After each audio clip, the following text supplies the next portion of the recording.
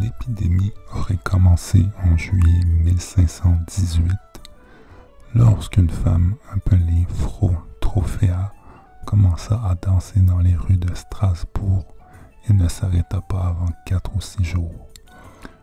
D'autres personnes l'imitèrent et à la fin de la semaine, 34 personnes dansaient et à la fin du mois, 400. Des dizaines d'entre eux n'y auraient pas survécu et auraient succombé à l'épuisement ou à des crises cardiaques. Si l'on en croit certaines descriptions, les victimes auraient eu l'air apeurées et désespérées et ne semblaient pas prendre plaisir de danser. Les nobles inquiets auraient demandé conseil à des médecins qui auraient écarté la possibilité d'une cause astrologique ou surnaturelle à l'épidémie. Ils ont déclaré qu'elle était due à une maladie naturelle.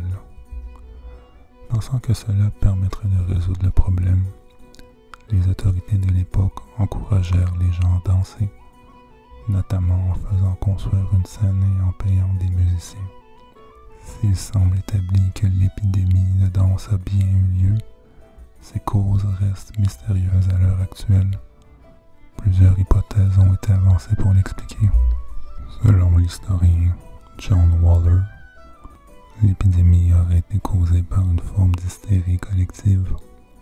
Due aux conditions de vie difficiles, la région avait été le siège d'hivers très froids, d'étés très chauds, de tempêtes, de famines et d'épidémies diverses.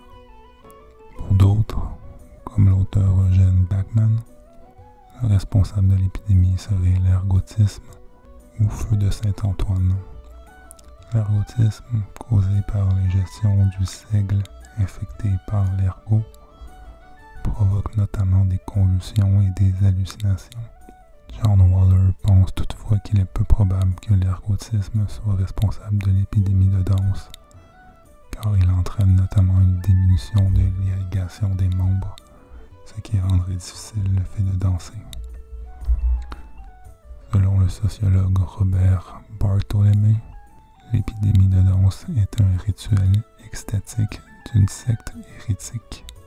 Enfin, la danse de Saint-Guy ou choré de Sidamam provoque des mouvements involontaires.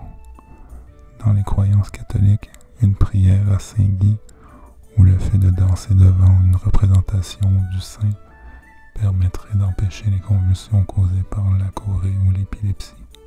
Bien des symptômes de la chorée sont similaires à ceux de l'épidémie de danse. Cette hypothèse n'explique pas comment autant de gens auraient pu développer ces symptômes simultanément. Par contre, l'épidémie de danse de Strasbourg n'est pas un cas isolé. Plusieurs événements similaires ont eu lieu, en particulier en Europe, entre le XIVe et le XVIIIe siècle.